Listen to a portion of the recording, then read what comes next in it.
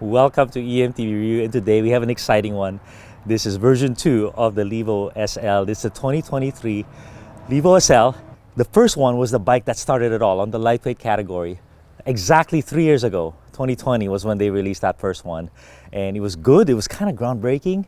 But like most version 1 products, there was a lot of places where it could improve. And I think they really put in their best foot forward to release a better bike. On top of the morning, on top of the wave, on top of the team, on top of the days, on top of my purpose. I create. Y'all wanna copy, but we're not the same. Sometimes when it can be dark, sometimes when it can be scary, sometimes you still gotta push on and just do what is necessary. You need that mindset, dog. Yeah, just like a mercenary. You just gotta go push on. You just gotta go and get it. You gotta go be so fly. People around, they ask me why. Yeah, what is the reason you do it? Yeah, what is the reason you even try? It is cause I need me a purpose. I need a decent life. Yeah, I don't wanna be so basic. I just wanna go and fight. I really wanna give it all. I really wanna go all in. First and foremost, what is it? It is a bike from around $8,000 to $15,000. This one is the 14K version, the S-Works. It's a trail bike, so it's 150 millimeters rear travel, 160 front, and they've done a mullet on it, 27.5 rear and 29 front. It's the bike that we buy most because it's the one that's most applicable to most styles and most terrain. And they've really upped the rideability of this bike. Suspension geometry is amazing, kinematics. All right, number 2 is how is the motor and how is the battery. I'm sure that's what you're most curious about because that's where the first version could have used some improvement. This definitely went to the gym like most of you did during the lockdown. Torque is the most important of all because it's what you feel when you get started on the pedals, and this has a 43% improvement in torque. The old one was 35 Newton meters, this one's 50 Newton meters. What is the overall power when you take account RPM and peak power and whatnot? The old one was 240 watts of power and this one is 320 watts. So a 33% improvement in power. The other one is noise. The old one was kind of noisy. For as little power as it generated, man, that thing would roar, especially if I was in turbo mode. And this one is definitely more quiet. It's about 40% more quiet than the outgoing one. And it's really right in line with that Fatsuwa Ride 60 and that Trek TQ motor. And I'm gonna have some side-by-side comparisons for you guys a little later on. All right, what about the battery? The battery is unchanged, 320 watt hours for the internal battery, and it's still not easily removable. And the extender battery is 160 watt hours. A lot of sullen faces among you guys, and there's a couple sides to this. One is, this one is more efficient for sure than the outgoing one, and I have some data on that. But the other side of it is, it's 33% more powerful, right? So it's gonna take up more juice. So we'll see. We'll talk about that in a little bit. Number 3 part of the discussion is how does this bike ride? And let me just say that the old one I wasn't too happy about. I would say it was a C+, B-. And I was pretty open about that because even when it was launched, its suspension and geometry were already a little bit dated. And this one I would say is at an A+ level. It's that good. I'm that impressed with it. One of the best riding e-bikes even to this day is the Levo, and this rides better than the Levo. Levo SL rides really well too, but this one I like it better. It's a little quicker, a little more compact, more agile, jumps better, all that stuff. Maybe it can't handle the big gnarly terrain that the Levo SL can, but I don't have that terrain really for it. So this one, just impressive what they were able to accomplish with it. It just climbs so well. It's super supple, jumps, the steeps, and then the rocks. The way it changes direction, just an impressive bike. The 4th thing I'd like to cover is the geometry and the adjustability of this bike. It's like nothing I've seen in bikes, both analog and e-bike. And why is there so much geometry? Because it has 3 key levels of adjustability. The first one is the flip chip. So there's a flip chip here somewhere, shock mounting position, They've had it before, and what that does really is it adjusts your bottom bracket height. Right now it's in the low position. You could raise it up, and I think that's pretty important if you're in Sedona or the East Coast, where you don't have that West Coast lack of rocks, so to speak. The second piece of adjustability is the headset cup. The headset cup, they really have a revolution because you have 3 levels of adjustability. It's in the medium. You could slacken it out or you could steepen it up. And then the last one that they added is the chainstay length. The chainstay length is right here. You could add about 10 millimeters of chainstay to this, and what that does is it accommodates the 29er wheel. I often complain about mullet ready or 29er ready because you're not changing the chainstay length, and so your bike's really not optimized if you're converting it to another wheel size. This one is shipped as a mullet, 431, 432 chainstay, super short, and then when you put it in a 29er wheel, if that's your preference, it gives you like 442. So it's still tight for 29er, but you didn't compromise your 27. So with these 3 levers, you come up with 8 geometry charts. So much configurability. But how it's shipped in medium on the headset, shipped on the low on the BB height, and shipped for 27.5. And to me, that is ideal. So perfect. So it's a bike first, right? So that's good. But the next part I'd like to discuss is what you guys want to hear about. How is the motor? How is the power? And you know, I gave you some numbers: 43% more torque, 33% more output, and let me tell you, it is awesome. So basically, the torque is what you need. It's what you need to get started. And not only does it have more torque, but this bike is now more willing to give it to you. And what do I mean by that? In the old days, if you had like a 20% grade, you had to get started, the motor wouldn't give you anything. It would want you to get started yourself, and then it would assist you. This thing on trail mode, it will just boost you from the onset.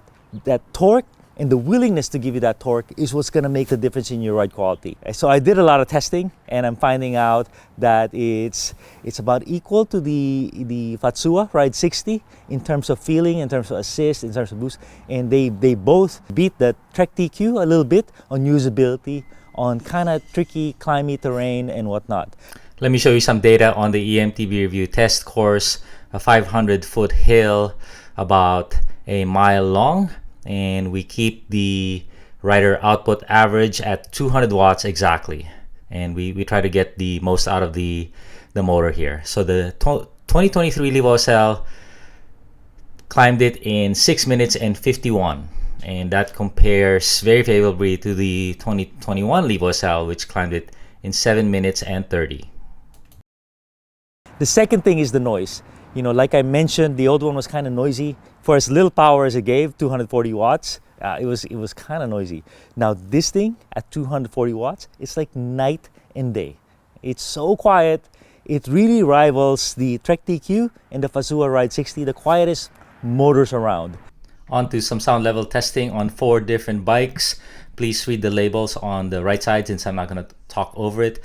This is using a GoPro Hero 10 internal mic, chest mounted, and on the exact same section of trail. And take note, this is full power from all the motors on each one. And also take note of the sound of the dirt, and the sound of the shifter is fairly consistent among all of them.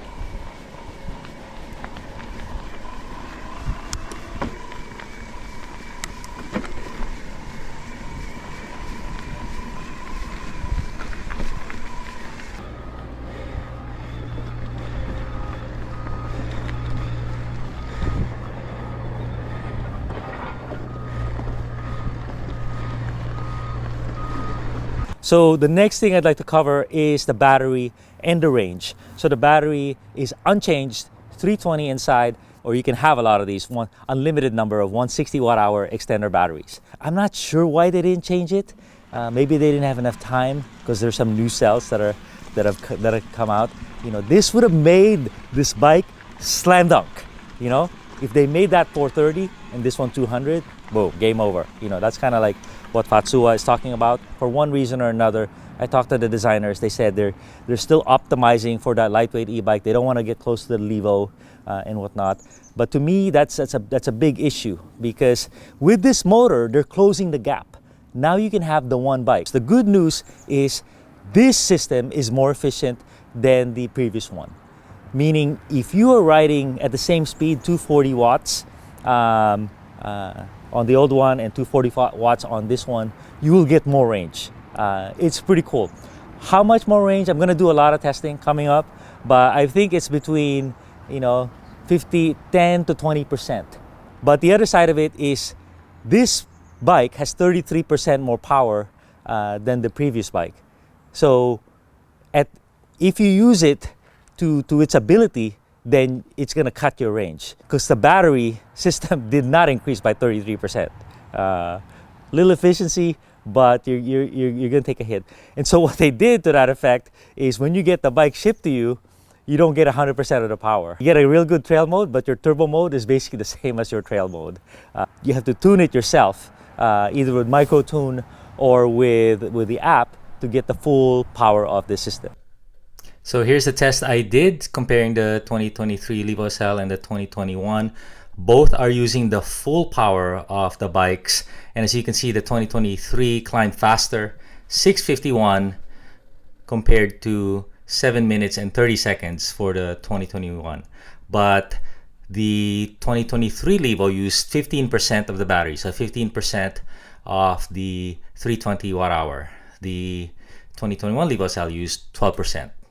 Next thing we'll get into is a little shootout. We'll do a lot of these shootouts, but the first one is the most important one: Specialized Levo SL 2023 versus the Trek Fuel EXe. Boom, boom. So the first one is torque. 50 for this, Newton meters, 50 for the Trek.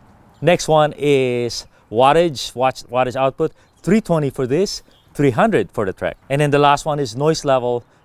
This one was super noisy before. Trek is claiming like crazy numbers, especially the audible annoying part of noise. And so the first big test I have is the speed test. Given every ounce of energy power this has and everything the Trek has, I go up the hill, 200 watts of my own power, which one wins? And let me show you the numbers. I did this 3 times on each bike, same trail, and this one was faster. I believe the numbers were 6 minutes 51 seconds for this bike and 7:05 for the Trek. On the old Levo SL, we did pretty well too, 7:30 I think is what it did. Basically what I'm getting is almost exactly the same range for that 360 there and the 320 here. In my testing, they both got pretty close to using the same amount of percentage of battery, 15% for that one and 15% for this one. And then finally the noise is surprisingly close. You know, my Trek Fuel EXe used to be super quiet, but now that little whirring noise, noise of the wind, so to speak, is getting louder. And this one is pretty darn quiet as well. Next thing I'd like to discuss is the comparison between the competition. All right, and luckily I've had the great pleasure of being able to try the latest. So the transition relay, the Orbea Rise, the Trek Fuel EXe, and even the Pivot Shuttle SL. How do they compare to this bike, Kenevo SL maybe? So this bike is right in line with power and usability on those bikes. The Orbea Rise, definitely faster, you know. About 7 minutes to climb a hill with this one, 6 minutes for that one. And then for a full powered Levo, about 5 minutes. So that's kind of where the difference is. Now, in terms of the range, this is more powerful than the Trek. And then I'll talk to you through some data. And then the range is about the same as the Trek. The Pivot and the Transition, which use the Fatsuwa, they have a bigger battery, 430 watt-hours, and that's its key advantage. Now, a big disadvantage on the Fatsuwa Ride 60 is the extender doesn't exist yet. They kept saying 2023, but now from Seattle, I heard, 2024. The bottom line is this is impressive. First and foremost, the bike underneath it is amazing. It's one of the best riding trail bikes I've ever tried. The motor, they nailed it. They nailed the motor. It's still a 38-pound bike, but it's got suspension, reservoir shock, real tires, real protection, whatnot. It's just an impressive machine.